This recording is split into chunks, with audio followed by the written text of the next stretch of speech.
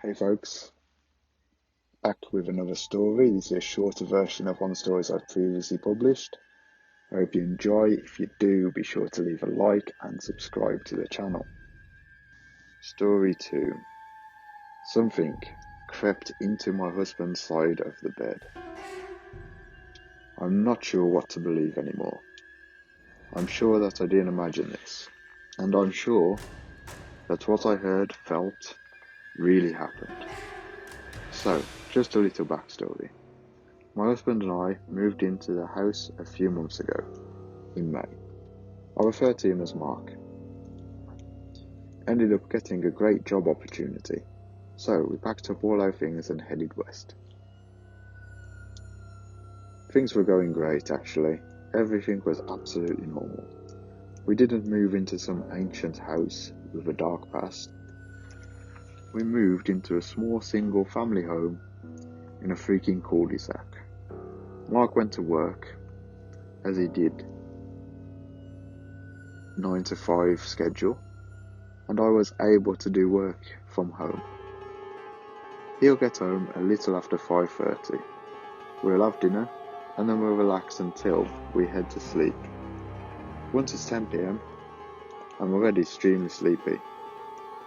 So I usually lie in the bed and flick through my phone for an hour, then I usually fall right to sleep. My husband is a night owl. He has issues with sleeping, so he usually stays up late. I'm pretty light sleeper, so whenever he finally decides to go to sleep, I usually wake up the moment I hear him go to bed. Mark always follows a routine. Before going to bed, he clicks off the TV in the living room, checks the locks, turns off the lights, goes into our bedroom and brushes his teeth, slips into bed, then kisses me before finally drifting to sleep. We live a pretty mundane lifestyle until a month ago. Something happened to me. It was an average day. All I did was clean and go to the store to get groceries. Later on, I had prepared dinner. Mark came home. We talked about our day. Everything was absolutely normal. The only odd thing was Mark complained that the juice I brought for him had tasted funny. It was around 10 p.m. and I started to feel exhausted, so I did my usually and fall asleep. I wasn't sure what time it was when I suddenly awoke by a noise of heavy footsteps coming from the living room. Usually Mark is a bit quieter when coming to bed, but I brushed it off. Heavy thuds approaching the bedroom door, and I heard it slowly creak open. I was feeling a bit frustrated as he knew I was a light sleeper, but I tried my best to ignore it and try to fall asleep. I heard a click from the light switch in our bathroom and the faucet squeak, followed by the light trickle of water. I don't know why. I started to feel so damn uneasy. Usually Mark would wake me up a bit during the night and I'd fall right back to sleep. But something felt off. The way our bedroom is set up from the entrance to our bedroom is a straight shot to the window. Our bed is on that wall. Then on the left side is the door to the bathroom. My back was facing the bathroom, so when the light came on, I saw on the wall Mark's shadow casted onto it. As I studied the shadow, perhaps it was lack of sleep or my eyes playing tricks on me, but it didn't look like Mark. Now my husband is average height and a bit wide. He fits the dad bod category. The shadow I saw was a tall slender, with arms seemingly longer, like they would have touched the ground. I didn't hear a sound from him brushing his teeth, just a slow trickling of water, a deep gurgled breathing echoing from the bathroom.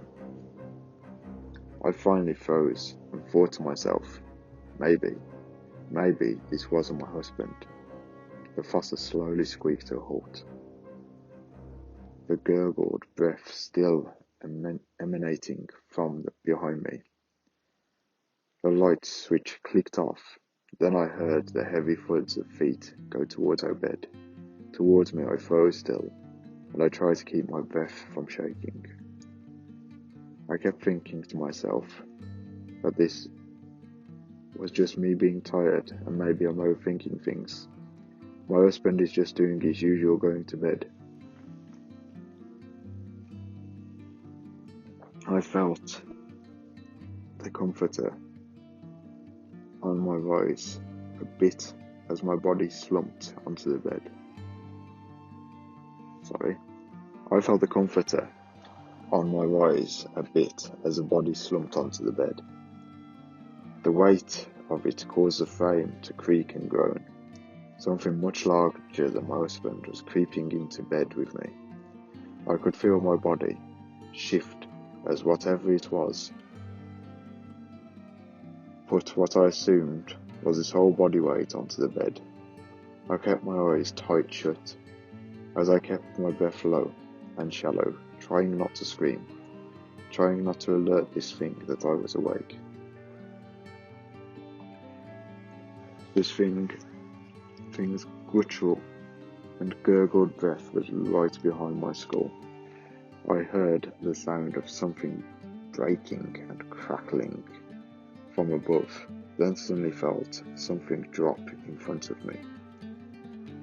I cracked my eyes open to see an extremely long, thin limb with a large rake-like fingers in front of me that bent and stretched from behind me. It was red and glistened in the moonlight that peered through my window. It was as if whatever it was had no skin. My vision began to blur as tears formed in my eyes. Don't cry, don't cry, don't fucking scream, I thought to myself over and over. Where was my husband?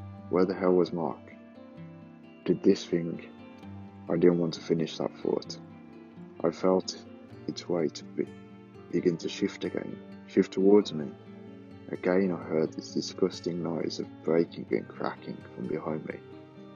Nausea started to overtake me, but I held my vomit in my stomach. The deep and wet gurgled breath inched its way closer to my face. I could feel hot moist hit my skin. I heard it.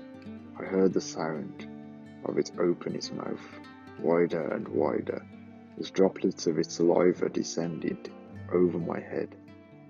Something hot and wet being slivered onto my cheek, and that was when I began to fully sob. I slowly slid my eyes to the corner of the sockets and looked at it. It was red and fleshy. It had no eyes, just dark sockets. Its mouth was a black abyss that stretched open with rows of sharp teeth and a wiggling tongue. I stared at it for a moment and finally let out an ear-shattering scream that echoed throughout my home. I shouted at the top of my lungs, Mark! But there was no answer. I wanted to get up. I wanted so desperately to run out of that fucking room, but I was frozen in absolute fear. I fully realised how immense this thing was. Its limbs stretched over me like some kind of giant skinless spider. My scream was cut short when I heard its breath turned into a deep and low laugh.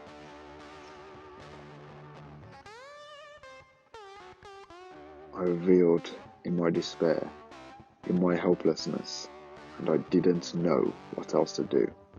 I had nothing else to do but accept whatever it had in store for me. I looked at me and I fucking smiled. A wide razor-tooth smile. My heart was beating like crazy, like it was trying to burst out my chest. I feel unconscious.